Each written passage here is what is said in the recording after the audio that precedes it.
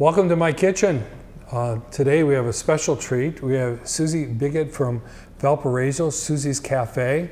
Suzie, welcome to the kitchen. Thank you. Yeah, you're in the kitchen with Padre, by the way.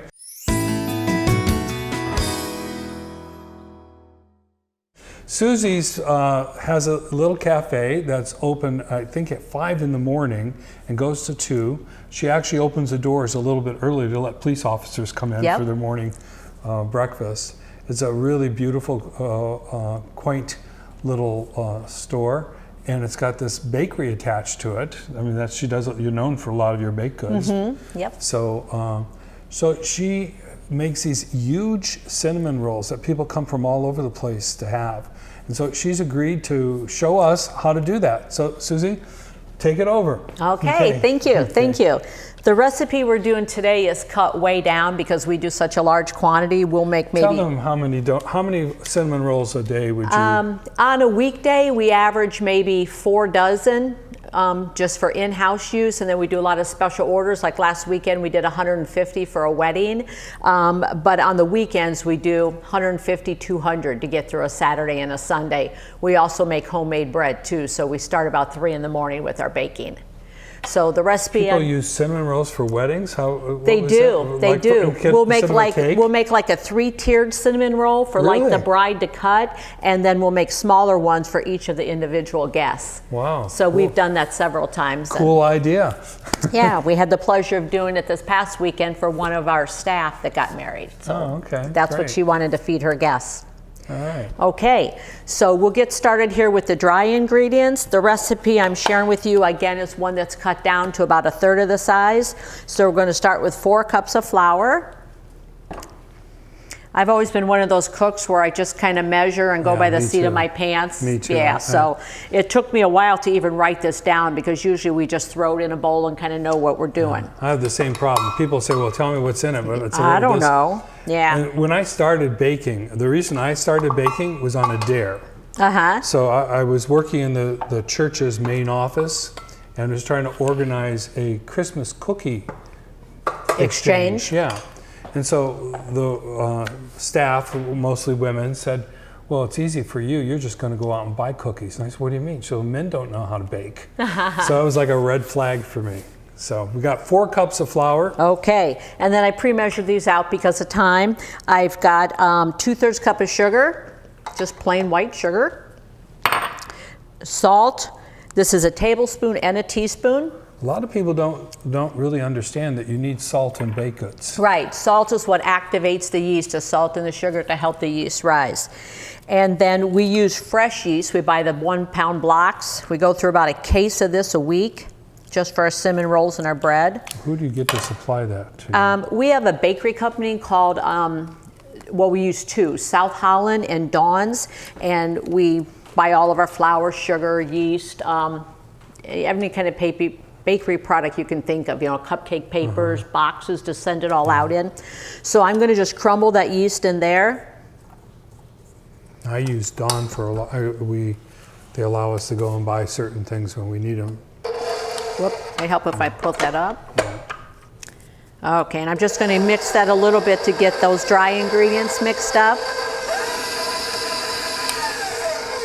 And then over here on the stove, I went ahead and I warmed up my milk and my butter, and that's going to activate the yeast, the warm milk and butter.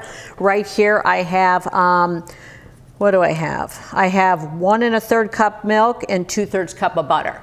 And you want it to be about 120 degrees, but I've never used a food thermometer. I always just put my finger in there, and I always say you want it warm enough that it's warmer than bath water, but you don't want it too hot that you can't keep your finger in there. Right. Because if the liquid is too hot, it's going to kill your yeast, and if it's not hot enough, it's not going to activate it. I'll slowly add that.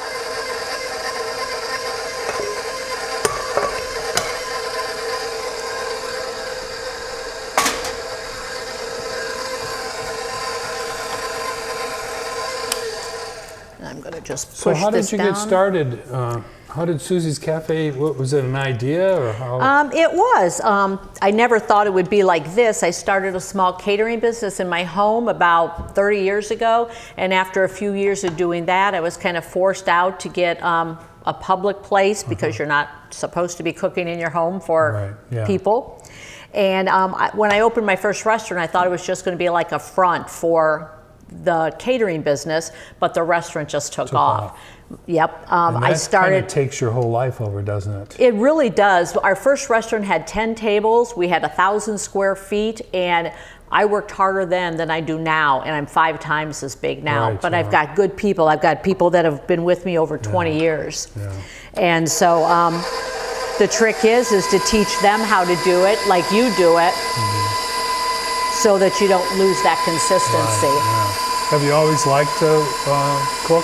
Yeah, we have 4 daughters, and so I always grew up with a ton of kids in the house. Our daughters always had all their friends over because I was the mom that stayed home and baked and cooked all day. And so I've always loved to cook and bake. Okay. Yeah. So it just kind of expanded and took over, and then out of my 4 daughters, 2 of the girls came into the business with me. They all worked for me during high school and some during college. So it gives you a little bit more time off, huh? Yeah. I can see you're going to have to add some more flour to that. And that's a thing that you have to understand about baking. It's more, not the ingredients, it's the look, it's the feel. Yep. You gotta, feel of the dough. You got to pay attention to all those details, more importantly than exact measurements. Absolutely. And the girls that bake for me, they work together and they teach each other, some of the things. And it's the feel of dough. You can feel the dough and know if you've added too much flour or not enough. I can take a dough out for bread and I can tell it's too tight or it's too loose. Yep. Yeah. And it'll change what the finished product is like. Can you get a picture of that dough in there to show how soft it is? I like to knead my dough by hand too, so at one point I'm going to take this off and I'm going to finish the process on the table. So you want to slow that down a little when you add your flour, otherwise I'll look like Casper the Ghost. Eventually it's all going to come together into a nice ball, and that's when it'll break away from the sides. Now, I have a technique I use that once it comes to a ball, I let it sit for about 10 to 15 minutes. So that the gluten gets a chance to relax. Okay. Before then I continue kneading it after that. Well, that makes a lot of sense.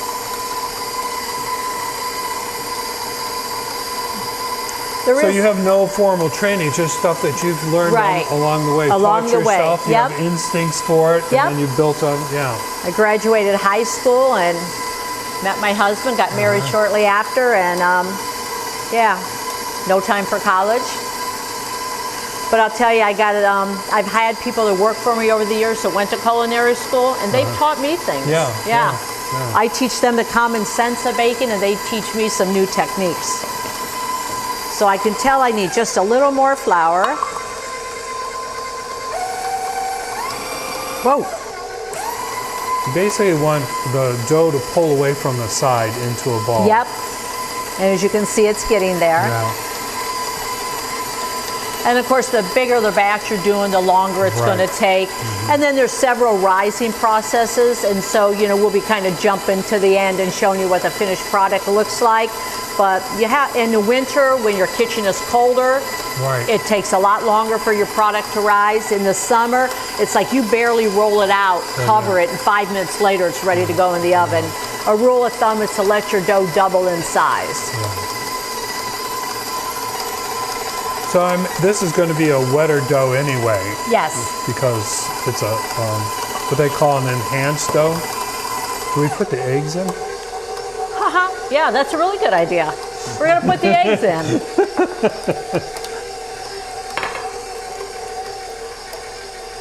You can tell I'm not used to cameras on me. We all have to get used to that. It's the same thing. We go through that. 4 eggs. 4 eggs. 4 eggs for this batch.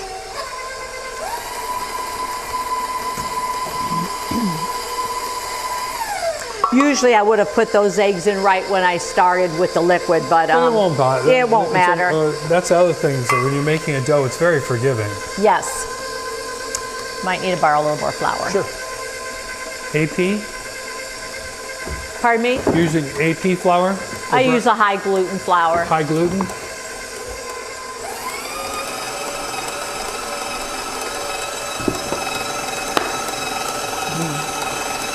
Thank you.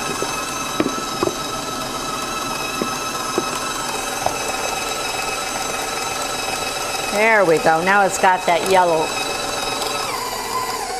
the richness from the eggs.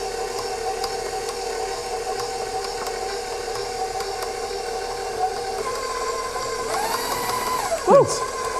So even though we started with only 4 cups of flour, as you can see, we're going to end up using about double.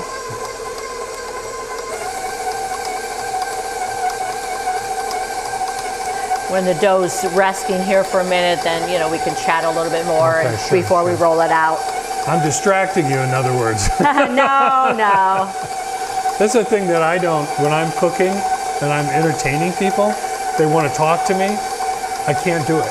I got to focus on what I'm doing. Yeah, and see, I'm used to baking in a quiet kitchen at 2 or 3 in the morning where there's nobody around me. The phones aren't ringing and there's no distractions.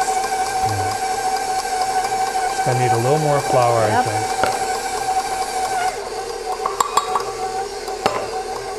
And then I like to work some of the flour in by hand, which I will do. Okay.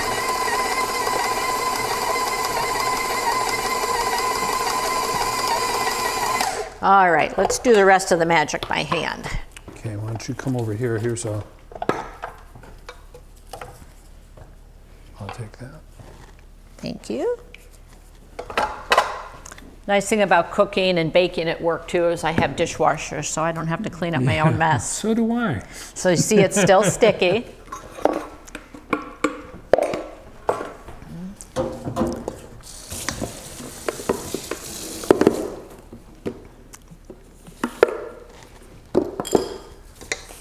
And I'm going to turn my dough out into a ball on the counter.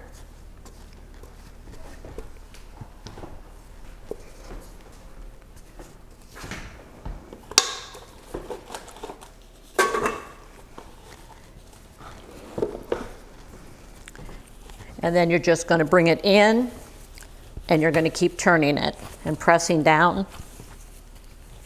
Nothing like good old-fashioned kneading. It also makes good arm muscles. I'm too lazy to do that. Oh, I love doing that. Do you really? A lot of people do. We have this Italian lady that's going to be making Italian bread, and she makes it in a 20-pound container. Oh, my goodness. And she kneads it all by hand. Gotta have muscles to do this. Well, that's what keeps the muscles. Yeah. See? So there's no stickiness left. What I want to show the cameras, when you press your finger into it, how it springs back. See how it comes back like that? That's good. Okay. Do you want a container for that? A bowl? No, we can just let it rest. Maybe just a clean towel to put on top of it. Okay.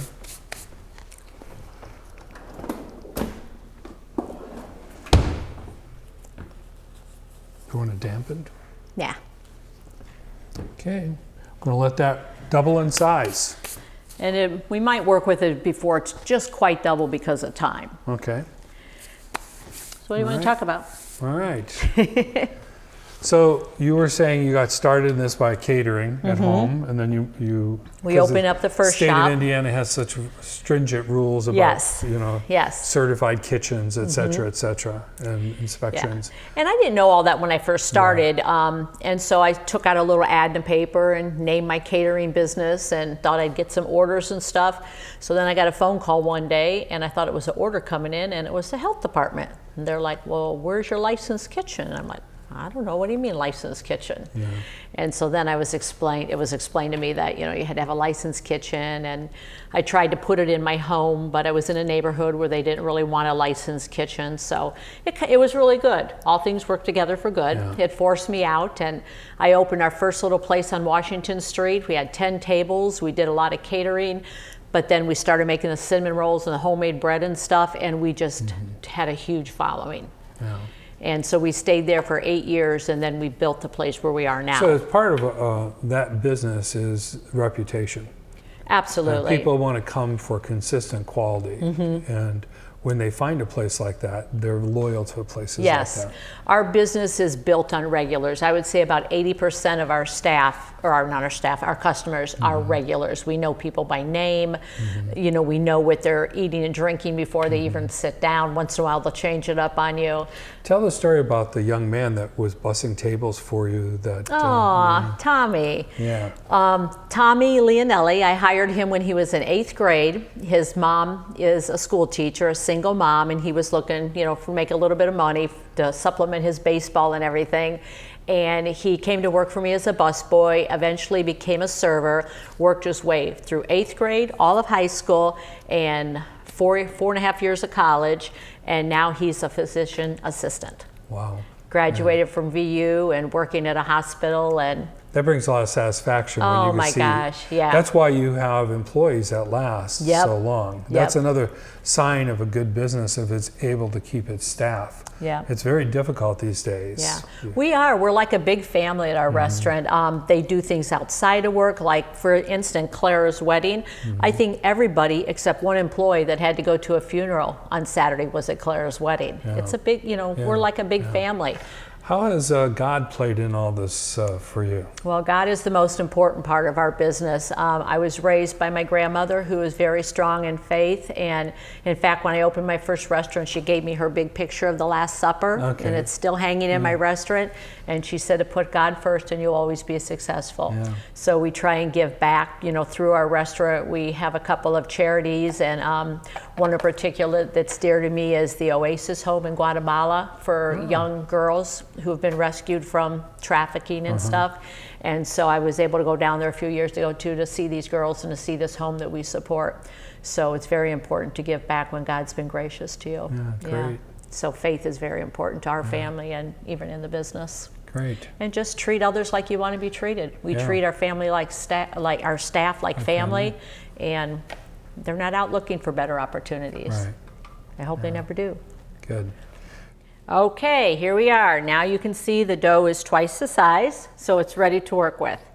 So just to make it a little bit easier because of space, I'm going to cut it in half.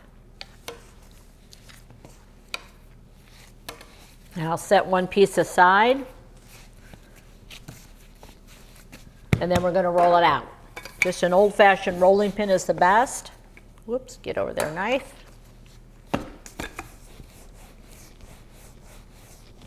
This is a problem always I have. I never get it even. I've seen people actually cut the edges to make it square and measure it out. So Yeah, I don't know. it just would take the joy away from me if I had to do all I that. agree. No, you're doing a great job. I just feel like nothing has to be perfect, you know? Yeah, life People isn't perfect. Life is isn't messy. perfect, that's right. Nothing has to be perfect. And you know what? You'll never see two of my cinnamon rolls that look exactly the same, Good. but they all taste the same.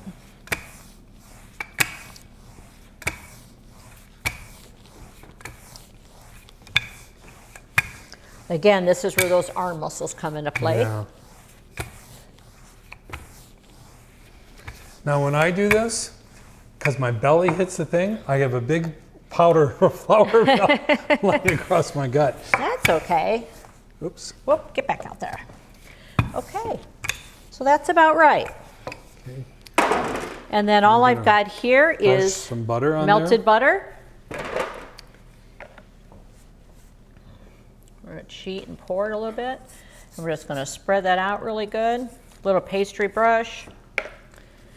And nothing like real butter. Don't waste your time with margarine. I agree 100%. They both have the same amount of calories, so you might as well have real butter. And actually, I think butter's better for you. It is. They say margarine is like 1 monogram or molecule weight for plastic. Ooh. So that's what you're putting in your veins. So you take the butter all the way to the edge. Yep. Okay. I leave just a tiny bit around the edges because you want them to be able to seal your rolls. Can you catch that mic right there? Okay. So you're just going to put some, and this is just cinnamon. This is cinnamon and sugar. Yep, just cinnamon and sugar mixed. And you want to be very generous with it. Then we're going to roll that up. And we're going to roll it up. We're just going to start at one One of the edge. big pans. And you want a lot of rolls because that's what it's going to give you all the swirls. And then we talked about it being, you know, square. So just play with your dough. When you're rolling it out, squeeze it as you go because that's going to keep it together nice. And then pull that out as you roll.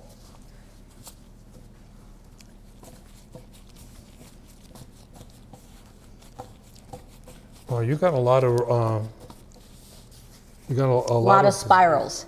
But not only that, but you've got a lot of cuts that you're going to be able to make. A lot of rolls you're going to be able to make out of that. And you can make your cinnamon rolls whatever size you want. Now we'll determine it on how we cut it. So I just spray my pan lightly. And you don't go for the floss. You use a knife. I use a knife. Yeah, I do too.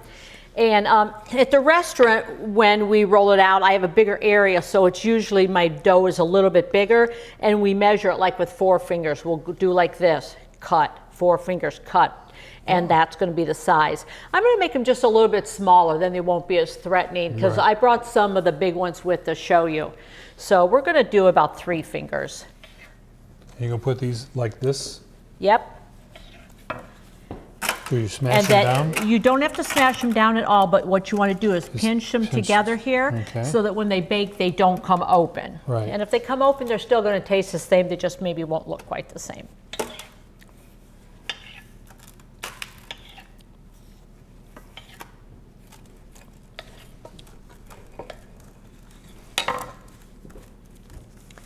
And that's why you leave a little bit of that butter and cinnamon off the edge so that you can just pinch them together. And you can actually put 3 across. Oh, you can. Okay. Oh, they're going to grow into each other. Yep, then. they're going to grow into each other. All right. And as they start to rise too, we can always re-pinch them if they start to come open.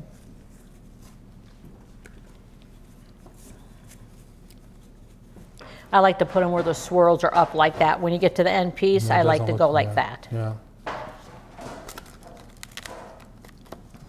Perfect. Cover again with the cloth or ceramic? Yep, let's do that. Okay. So we're going to let these rise again? Is your oven turned on? Yes. Okay. Open the door. Tell them what temperature you have this on. This is a convection oven. It cooks a little bit faster, and I bake it at 275. And I'm just going to set this here on the oven door where there's a little bit of warmth, and that'll help it rise a little quicker. Wow. While Suzie's rolling this dough out, I want to show you, she's also brought us this. This is I never saw such large loaf pans when I was at your place. Yeah? This is, she makes cinnamon bread, and when they serve you a piece of cinnamon bread, it's like that thick. Yeah, we get 8 slices out of this. Yeah. And then we save the ends and we cube them up, and that's what we make our bread pudding out of. Wow. I was making that this morning at the restaurant before I got here, and I thought, oh, I should have brought that and made that. That would have been really simple. It's something we've done for 24 years. Wow. Homemade bread pudding with Do you ever use this for French toast? We do, and we also use these for French toast. That's right. We have a dish on our menu. It's a cinnamon roll French toast. Look at that. And what we do is, and that one got a little air pocket in it. You don't like that, but it happens. That's right. It happens. But we take our cinnamon rolls, our day-old cinnamon rolls, and we slice them, and then we egg batter them, and we grill them. And then once they come off the grill, all the cinnamon flavors come out. Then we drizzle the frosting over them, and boy, that is to die for. Cinnamon roll French toast. Again, that's Suzie's Cafe in Valparaiso. It's right off US 30. Right by the Harley Davidson motorcycle shop. You can buy a motorcycle after breakfast. You're welcome, Mark. So like when I went out to the restaurant, and it was the first time I got a chance to go to the cafe, and one of our parishioners were there. So clearly people from St. John like it so much they'll travel all the way to Valparaiso. I was just telling my husband on the way here that on Sunday you must have said something in church about me being here, because I had 3 different people come up and tell me that they knew it. See. And so I'm thinking, okay, do they live in Valpo and drive all the way out here to church, or do they live out here and drive all the way to Valpo? I think they're watching Mass on TV. Oh. So we live stream our Mass, so Okay. they have all that. So we're talking about doing an outdoor Mass, like That would a be nice. parking lot Mass. That one turned out a little bit longer, didn't it? Yeah, and I Everyone's also going to be kind different. I told you none's ever the same.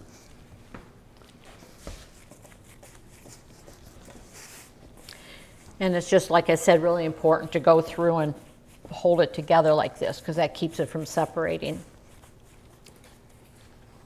Now, when you make the huge ones, I mean the really big, how big is the roll then? It's like, It's about like this. yeah, it's got to be pretty Yes. massive. Yeah.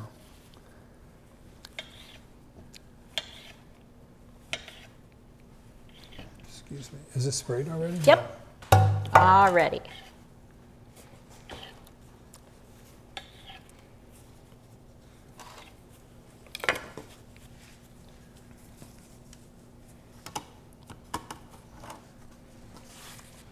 Okay, we've got 9 again. Great. Usually we put 6 on a pan, and at the end I'll show you what the actual size is we serve at the cafe.